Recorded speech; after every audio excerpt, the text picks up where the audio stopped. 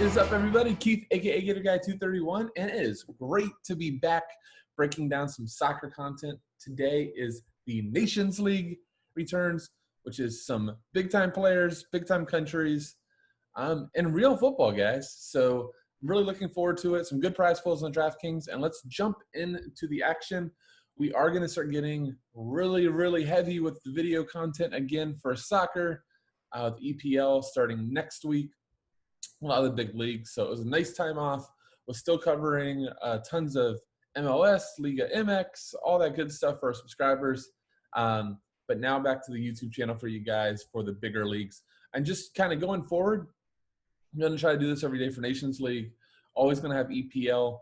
And then we're just going to kind of see how the rest of the season shakes out. Do need a couple of my days off from the video content. Do try to bust my ass to give you guys the best research possible on these. Really do hope you all enjoy it. If you want to show your appreciation, leave me a comment, give me a like, hit that subscribe button on the YouTube page. All these are the ways that you really can help us out and thank us for the free content at FSI. All right, let's jump into the cheat sheet and some of the picks and get you guys on the road to winning today. So first thing you're going to notice is that there aren't huge favorites today, right? Biggest favorite on the site is Turkey, minus 182, but it's only a 2.25 total. So tons of goals expected there. Ukraine, Switzerland is close to a pick on plus 145 for Ukraine, Russia plus 151, and Germany plus 145. Big note, first thing I looked at when these games came out is where they're being played. They are in home stadiums, so there is 100% going to be home field advantage. I didn't check about fans, but I'm going to assume that there's like little to no fans in any stadium. But understand the travel, especially during COVID, we saw this, in some of the leagues. Travel is a pain in the ass right now. We all know this if you've tried to travel during COVID times. I've only done the road trips myself, but I can't imagine that traveling to Russia during COVID is exactly the easiest thing, or traveling to Turkey or to Ukraine.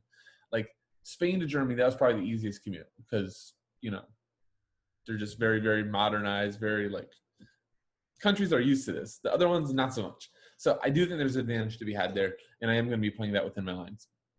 Let's just talk about sets real quick, because I do think that if you've been watching the videos, you know that's how I play. You watch my lines. You look up and down, you go, man, that's a lot of set guys. Yeah, that's how I play. So for Spain, likely based on projected lineups, would be actually Thiago, which most people are like, Thiago for Bayern? He never took sets. Well, he does for his country. And, if it wasn't for all the studs on his team, he would probably do it in Bayern, maybe soon to be Liverpool, maybe Manchester United, wherever the heck he's going to go. He is a great corner taker. And also Fabian Ruiz could take some. For Germany, it's almost all going to be Toni Kroos. Just no matter who's on the line, and for Germany, it almost always is Kroos. For Switzerland, likely no Shaqiri. So likely it's going to be a split between Xhaka and Roberto Rodriguez. Or is it Ricardo? I can't remember, but it's Rodriguez. And then for Ukraine, so I actually left one out, I realized, but it's probably going to be Tuskinov. Yeah, I suck at that one. You can read that. Malinovsky for Atalanta could split them. And then also I should have put on there, but Yarmolenko, West Ham's player, could also jump on some as well. For Serbia, really going to depend on who's in. But Tadic and Lajak normally have been splitting. But if one of them weren't to be on, or if Kolarov is not a center back but a fullback, he could jump on some as well. Russia, I think Golovin, I don't believe he's going to be fit. I've seen 3 different lineup predictions. None of them had them in, so it'll likely be Moranchuk.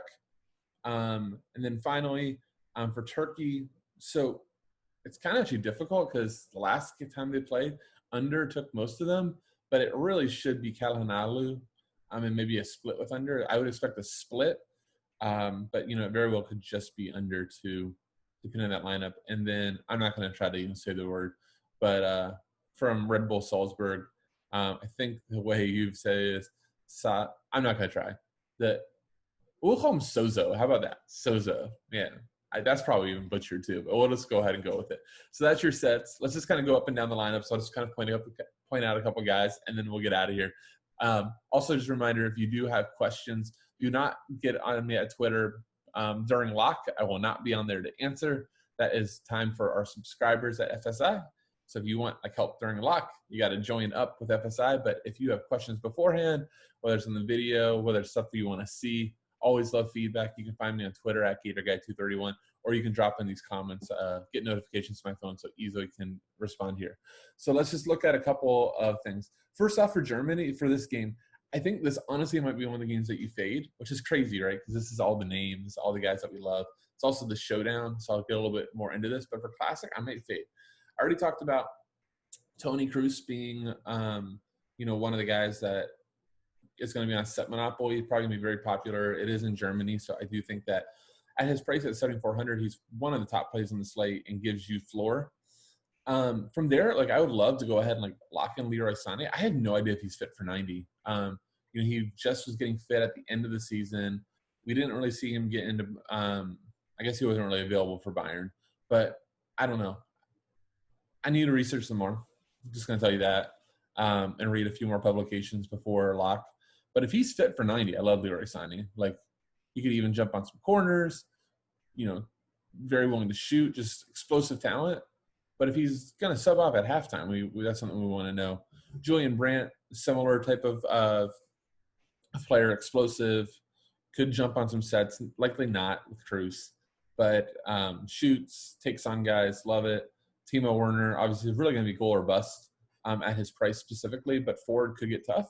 So I get it. Not going to be targeting the fullbacks. Gossens is fine, but I think this is his German debut.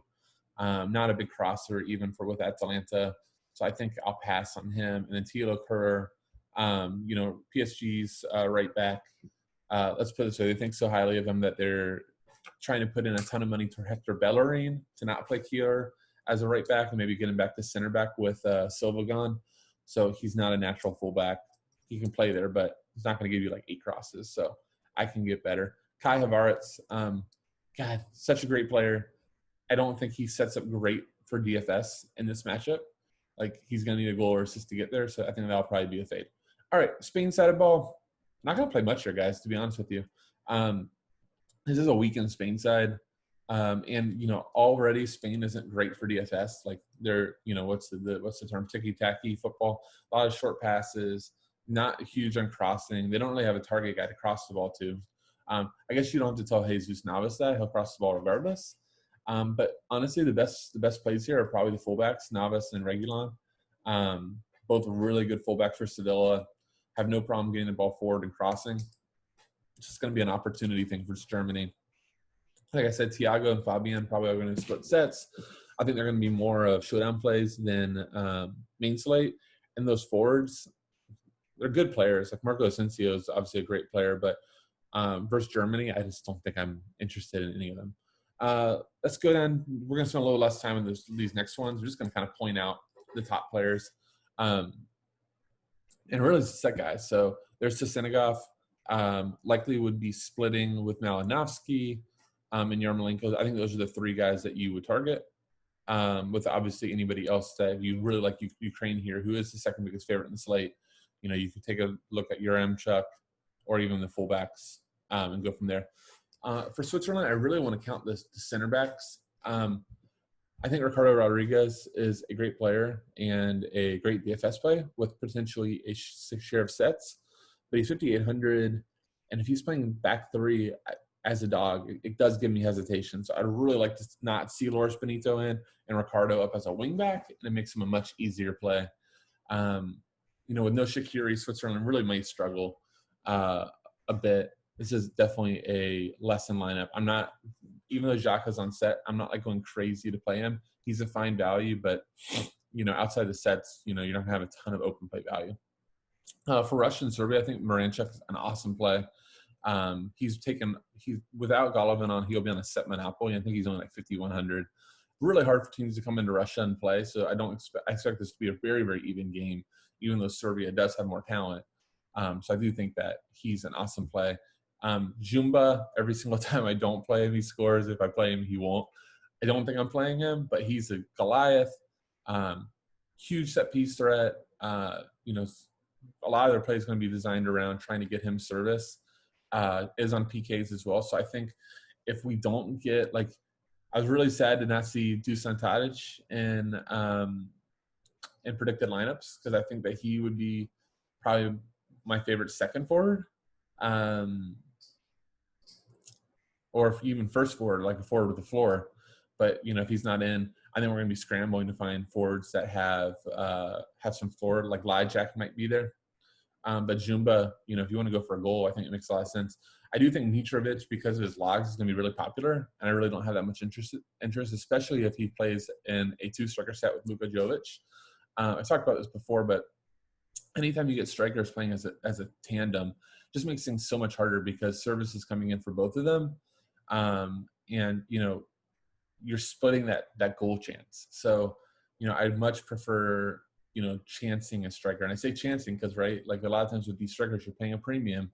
You don't get a goal, you're screwed. They're not going to get crosses. They're normally not going to get that many fouls drawn in the middle of the pitch. So you need that goal or assist. And when you split those opportunities with another striker, it just makes it tough. So I think Mitrovic, especially going to Russia, is a fade. I prefer Jumba over him. Yeah, I think that describes Russia fine. I mean, Yuri Zirkov, Ionev are fine. I just think that in your midfield spots, you're likely going to want to play set takers. I don't see, outside of like GPP stacks, wasting my spots on non-set guys in the midfield. Northern Serbia, count the center backs. Multiple reports I've seen has Kolarov playing left back. If he is, he's close to locking your lineups. But if he's playing center back, he doesn't get forward for corners, cross the ball, or anything. So if he's playing center back, pass. If he's playing fullback, close to a lock. Finally, let's go to Turkey, who are the biggest favorites on the slate. I think Kahanaoglu will probably be the highest known player on the slate. Was absolutely sensational at the end of the season for Milan. So, and should be on some sets. I can't imagine he doesn't take any. That said, even if he doesn't, there's a great chance that he's still going to be part of a goal or assist and have great open play value. So I think he'll definitely be on him. From there, under seems like he'll definitely have some sort of share sets. You could easily just decide to play the front three of Turkey. Yilmaz, who now plays for Lille, is one of Turkey's all-time better strikers, and he's sub 6K as a big favorite. So I think that makes a lot of sense. Selek and Mraz are fine for fullbacks. I think you can just go ahead and avoid the midfield three for Turkey because there won't be set responsibility. For Hungary, if you want a cheaper guy that's going to be on sets, Sozo, I already forget my nickname for him, or Salai. I think he was forward eligible, plays for Freiburg in the Bundesliga, just loves taking shots. Even for Freiburg when they were dogs, he would always sub out early, but we could rely on him for some floor. So I think that he's a fine play as well. All right, guys, that'll do it. It's good to be back once again. Hit us with a like, comment, and subscribe button if you enjoy the content. And good luck today. See you.